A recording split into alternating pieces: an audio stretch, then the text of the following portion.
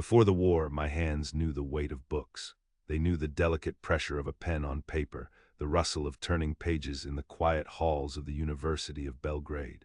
I was studying language, philosophy, the grand architecture of human thought. I believed in words, in reason. I believed they could build bridges, could unify our people, Serbs, Croats, Slovenes, all of us, into something new, something stronger than the old hatreds. Then came the occupation, the collaboration, the tearing apart of everything, and my hands learned a new weight. The cold, dense weight of a Mosin-Nagant rifle, the tight stretch of a field dressing, the chilling purpose of a medic's satchel. Here on the Srem Front, in the first frozen months of 1945, there were no grand ideas. There was only the mud, a sea of thick, gray, sucking mud that clung to everything with the tenacity of death itself. It was a landscape stolen from a nightmare, a flat, featureless plain between the Danube and Sava rivers, churned into a hell of trenches and barbed wire. The Germans and their Ustash allies had dug in deep, turning this land into a fortress. For months it was our Yugoslav meat grinder, a place that chewed up divisions and spat out boys with old men's eyes. I was with the first proletarian. We were the tip of the spear, but here, the spear felt blunted against a wall of concrete and steel. The air itself was a physical presence. It smelled of wet wool, cordite, rot, and the cheap tobacco the men smoked constantly to chase away the gnawing cold. The only sound for hours would be the squelch of boots, the low murmur of conversation, and the perpetual, distant cough of artillery, like a giant clearing his throat before he decided to shout. And when he shouted, the world dissolved into noise and flying earth. I was no longer just Dragan Petrovic, student. I was Drug Petrovic, the Balnichar, the medic.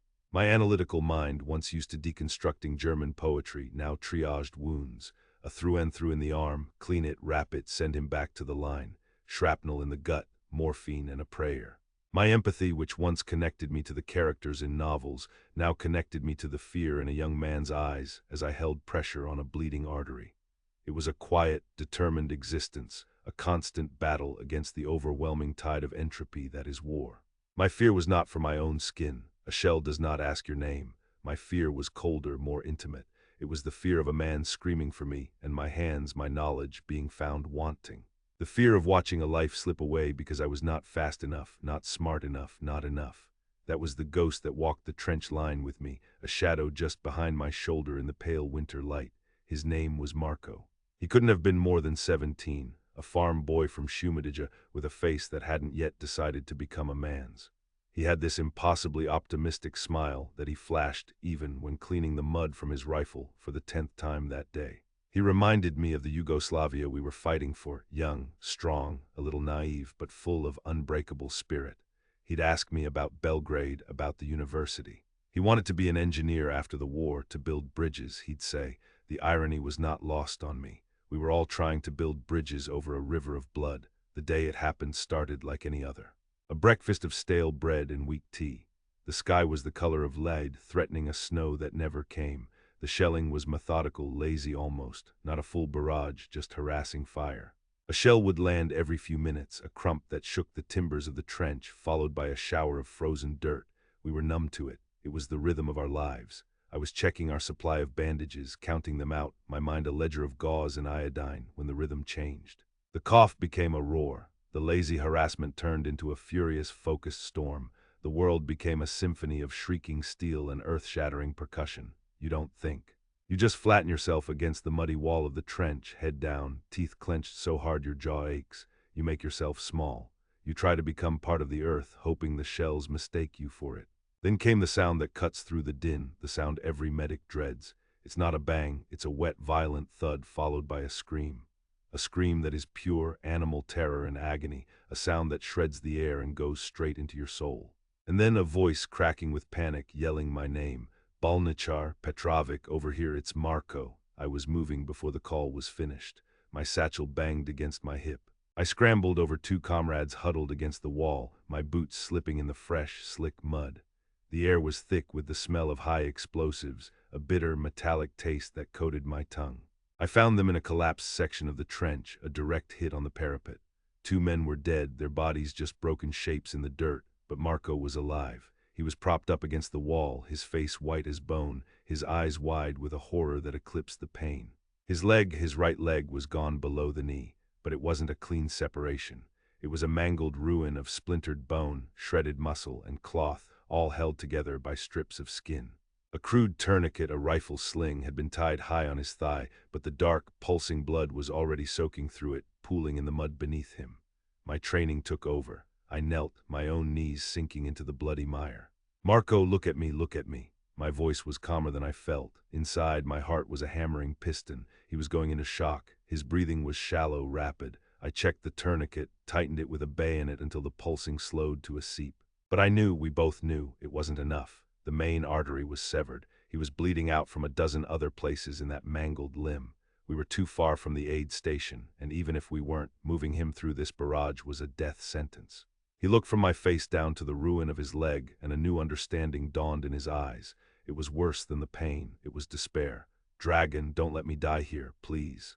His words hit me harder than any shell. My fear was staring back at me from a 17-year-old's face. Inadequacy, failure. I looked at the mangled flesh. I saw the gangrene that would set in within hours if he somehow survived the blood loss. There was only one choice. A barbaric medieval choice, a choice that the university had never prepared me for. "Give me your rackija," I said to the other soldier, the one who had called me. He fumbled in his pack and handed me the flask. I knelt beside Marco. "Listen to me. This is going to be the worst thing you have ever felt, but if I don't do this, you will die in this mud. Do you understand me?" He just nodded, his teeth chattering uncontrollably. I poured some of the plum brandy onto the wound. He screamed, a raw, high sound that was swallowed by a nearby explosion. I gave him the flask. "Drink all of it, now." He choked it down, gasping. I pulled my combat knife from its sheath. The blade was clean, well-honed, but in that moment it felt like a butcher's cleaver. It was not an instrument of healing. Another shell landed close, shaking the very ground, showering us with dirt. I took a breath. My quiet determination settled over me like a shroud. I had to detach. I could not be Dragan Petrovic, the student who felt empathy. I had to be a machine made of flesh and bone, but a machine nonetheless. "Hold him down," I ordered the other soldier. "Do not let him move." I placed the blade against what was left of his flesh, just above the mangled joint. I saw his eyes lock with mine, filled with terror and a strange, desperate trust. And I began to cut. The memory does not come in a clear narrative. It comes in flashes of sensory horror, the sickening resistance of muscle and sinew, the high-pitched grating sound as the edge of the knife scraped against shattered bone. Marco's muffled, inhuman screams into the shoulder of the man holding him down. The coppery smell of his blood, hot and thick on my hands, mixing with the cold mud. The shuddering of the earth with each new explosion, a terrible percussion to my horrific work. I worked by feel more than sight, severing the last connections, finding the artery and pinching it shut with forceps from my kit before tying it off with suture thread. My entire world narrowed to that single bloody task. There was no past, no future, no Belgrade, no unified Yugoslavia. There was only the knife, the flesh, and the boy's ragged breathing. When it was done, the severed part of his leg lay in the mud, a grotesque, inanimate object.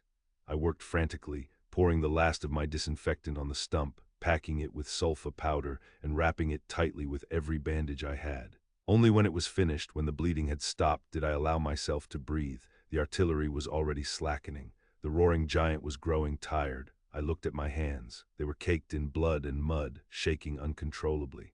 I looked at Marco. He was unconscious, his face slack, but he was breathing. He was alive. The other soldier was staring at me, his face pale, his eyes wide with a mixture of awe and horror. I had done it. I had faced my fear and I had won, but it did not feel like a victory. It felt like a violation. I had saved his life by mutilating him, by carving a piece of him away with a tool meant for fighting. In that trench, I learned the true meaning of war. It is not about grand ideas or righteous causes. It is about forcing you to make impossible choices in the mud. It is about forcing a student to become a butcher to save a boy who dreamed of building bridges. That night, back in the relative safety of the command dugout, I couldn't sleep. Every time I closed my eyes, I felt the knife in my hand. I felt the grating on the bone. I saw Marco's eyes. The dreams that haunt me are not of the men I couldn't save, but of the one I saved and the price he paid. The price I paid. We broke through the Srem Front not long after. We pushed on, liberating our country town by town, village by village. We won. We built our new Yugoslavia on the bones of boys like Marco. I heard he survived, that he was sent to a hospital in Italy. I hope he lived. I hope he found a way to build something, even with a part of him left behind in the mud of Srem. because that is the only thing that gives the weight of that memory any meaning at all. These memories are heavy, but they must be shared. Subscribe to ensure these stories are never forgotten.